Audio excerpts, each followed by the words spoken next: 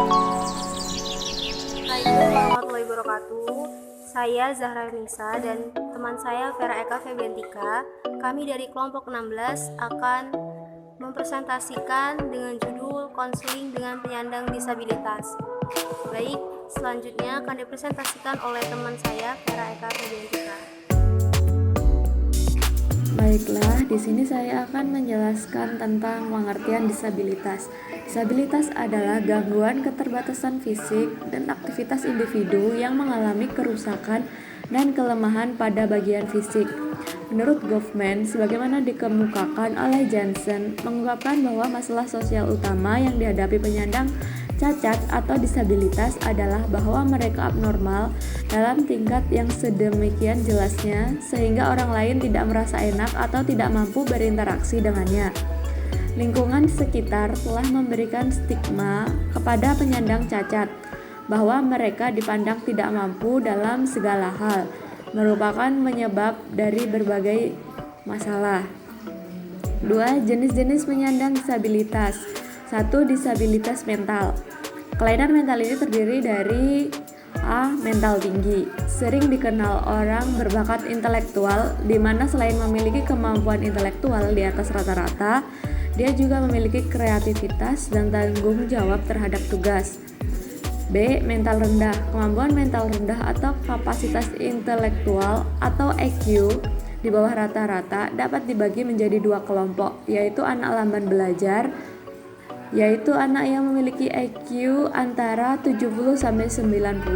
Sedangkan anak yang memiliki EQ di bawah 70 dikenal dengan anak berkebutuhan khusus.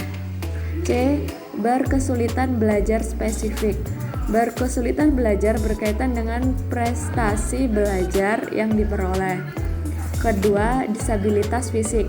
Kelainan ini meliputi beberapa macam, yaitu A. Tunadaksa adalah individu yang memiliki gangguan gerak yang disebabkan oleh kelainan neuromuskuler yang struktur tulang yang bersifat bawaan, sakit atau akibat kecelakaan atau kehilangan organ tubuh, polio dan lumpuh.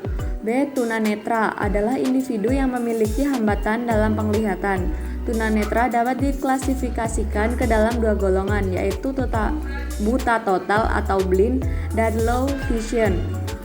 C. Tunarungu adalah individu yang memiliki hambatan dalam pendengaran baik permanen maupun tidak permanen. Karena memiliki hambatan dalam pendengaran, individu tunarungu memiliki hambatan dalam berbicara sehingga biasa disebut tunawicara. Tunawicara adalah seseorang yang mengalami kesulitan dalam mengungkapkan pikiran melalui bahasa verbal sehingga sulit bahkan tidak dapat dimengerti orang lain. Yang ketiga, tunaganda atau disabilitas ganda. Penderita cacat lebih dari satu kecacatan, yaitu cacat fisik dan mental, yaitu penyandang disabilitas fisik, penyandang disabilitas intelektual, dan penyandang disabilitas mental. Menurut WHO, terdapat 3 kategori disabilitas, yaitu impairment, yaitu kondisi ketidaknormalan atau hilangnya struktur atau fungsi psikologis atau anatomis. 2. Disabilitas, yaitu tidak mampu atau keterbatasan sebagai akibat adanya impairment untuk melakukan aktivitas dengan cara dianggap normal bagi manusia.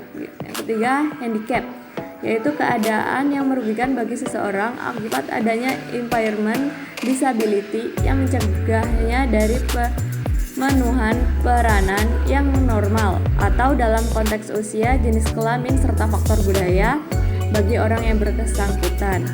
Yang ketiga, peran konselor. Pelayanan bimbingan dan konseling terdiri dari layanan informasi. Layanan informasi ini memungkinkan peserta didik dan pihak-pihak lain agar mampu menerima dan memahami informasi yang dapat dipergunakan sebagai bahan pertimbangan dan pengambilan keputusan sehari-hari. Yang kedua, layanan penguasaan konten merupakan layanan bantuan kepada individu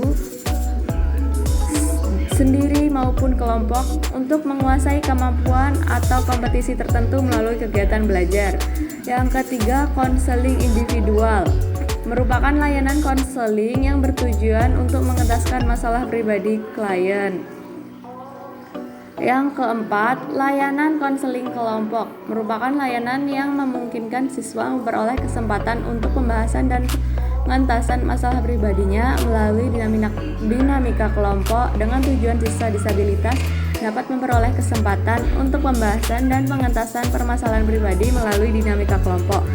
Yang keenam, layanan penataan dan penyaluran merupakan layanan yang memungkinkan siswa ditempatkan pada posisi tempat yang sesuai dengan kemampuan yang dimiliki siswa serta ia bisa menyalurkan potensinya. Baiklah, itu saja yang dapat saya sampaikan. Kurang dan lebihnya saya mohon maaf. Saya akhiri. Wassalamualaikum warahmatullahi wabarakatuh.